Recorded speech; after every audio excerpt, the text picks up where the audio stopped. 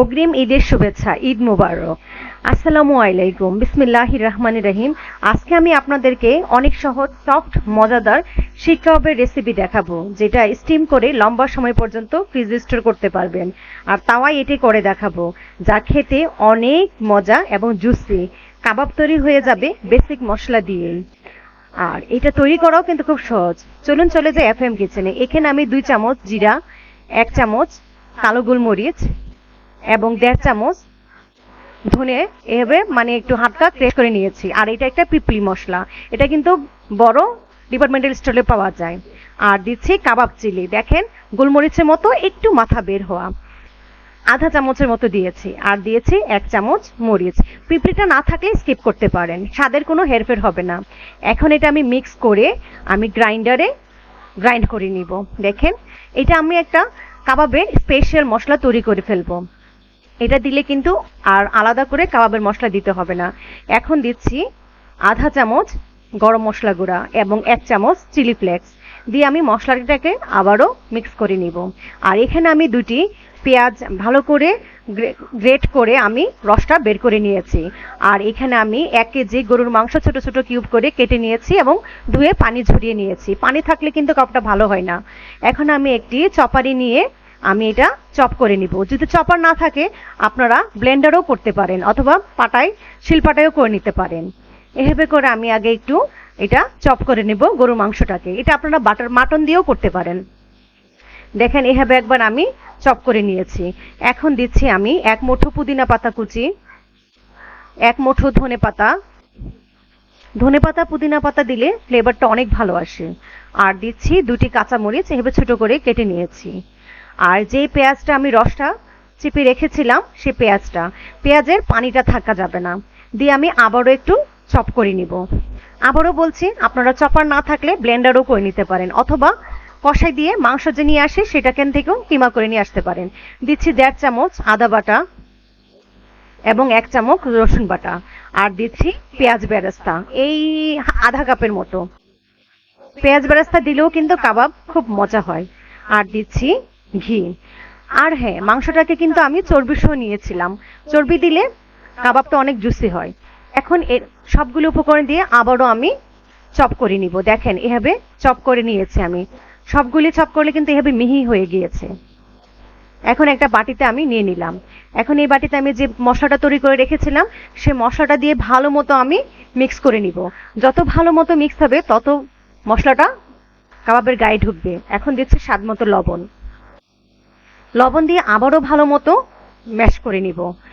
আমার পাত্রটা একটু ছোট হচ্ছে, তাই আমি একটি বড় স্টিলে বলে নিয়েছি। এখন আরও 1 চামচ আমি ঘি দিলাম। ঘি দিয়ে আবারও আমি এটাকে ম্যাশ করে নিব।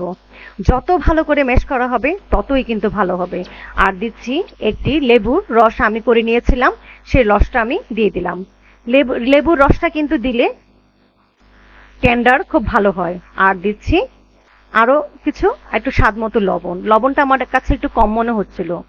এখন ভালো মতো মেখে আমি এখন দিয়ে দিচ্ছি সেই বাজারে যে কয়লার স্মোক, সেই কয়লার স্মোকটা দিবার জন্য একটা বাটিতে নিয়েছি।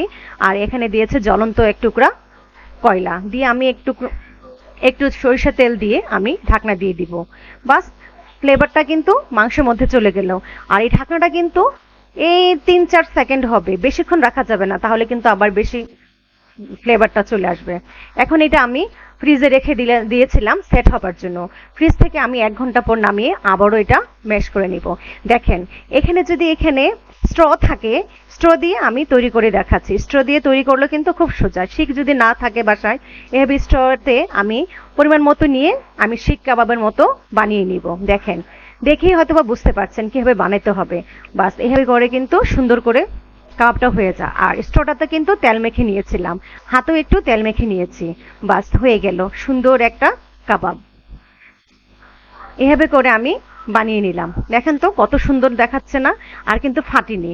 এখন আরেকটা টেকনিক, বাসা তো সবারই পেন্সিল আছে, তাই না? এই পেন্সিল দিয়ে আমি তৈরি করে দেখাবো। পেন্সিলটা তো আমি তেল মাখিয়ে নিয়েছি। বাস, পরিমাণ মতো কাবাবের মিশ্রণ নিয়ে আমি কাবাব বানিয়ে ফেলবো। দেখেন, কোনো কিছুই লাগে না। বাসা যদি একটি পেন্সিল থাকে সেটা তো আরও কথাই নেই। দেখেন, কষ্ট করতে হলো না, কি সুন্দর হয়ে গেল, তাই না? এভাবে উপকরণগুলি দিয়ে যদি ভালো মতো মিক্স করে বানানো যায় তাহলে কিন্তু কাবাবটা ফাটবে না। বাস সবগুলো আমি বানিয়ে নিলাম। আর আমি স্টোর করে কীভাবে দেখাবো সেটা আমি দেখাচ্ছি। এখানে আমি স্টিমারে আমি কাবাবগুলি দিয়ে জাস্ট 5 সেকেন্ড আমি রেখে দিব। রেখে দেওয়ার পরে আমি তুলে নিব। দেখেন, বেশিক্ষণ কিন্তু রাখবো না, তাহলে কিন্তু শক্ত হয়ে যাবে। এখন আমি একটি বক্সে এভাবে নিচে একটি পেপার দিয়ে আমি কাবাবগুলি রেখে দিব। এভাবে কাবাব আপনি অনেক দিন স্টোর করে খেতে পারবেন, কিচ্ছু হবে না। নামাবেন আর ভাজবেন। দেখেন, এভাবে আমি বাকিগুলি করে নিয়েছি। আর এখন চলে যাই ভাজতে। এখন আমি তাওয়ায় কিছু তেল দিয়ে, তেল কিন্তু বেশি লাগবে না, অল্প তেলেই ভাজা হয়ে যাবে, দিয়ে আমি কাবাবগুলি দিয়ে ভেজে নিব। আপনারা চাইলে ফ্রাই প্যানও করে নিতে পারেন। এভাবে আমি ঢাকনা দিয়ে 4-5 মিনিট আমি ভেজে নিব। এক পিঠ হয়ে গেলে আরেক পিঠ আমি উল্টিয়ে দিব। এভাবে করে আমি কাবাবগুলি ভেজে নিব। আর এই কাবাবটা খেতে কিন্তু অনেক মজা, ট্রাস্ট মি। ঘরেই খুব সুন্দরভাবে আপনি করে নিতে পারেন। হয়তোবা বলতে পারেন এত কষ্ট কি দরকার, কিন্তু ঘরে বানানো খাবার যে কি মজা সেটার তো তুলনাই হয় না। আর আসছে ঈদে আপনারা এটা ট্রাই করে দেখতে পারেন। আমার রেসিপিটা যদি পছন্দ হয়ে থাকে লাইক, কমেন্ট, শেয়ার, সাবস্ক্রাইব করে আমার পাশেই থাকবেন। আরেকটা ওয়েতে আমি দেখিয়ে দিচ্ছি, যদি গ্রিল প্যান থাকে সেভাবে গ্রিল প্যানও করে নিতে পারেন। আমার বাসায় গ্রিল প্যান ছিল, তাই আমি গ্রিল প্যানও কিছু করে নিয়েছি। এভাবে উল্টে উল্টে আমি বাকিগুলো গ্রিল প্যানে কিছু করে নিয়েছি।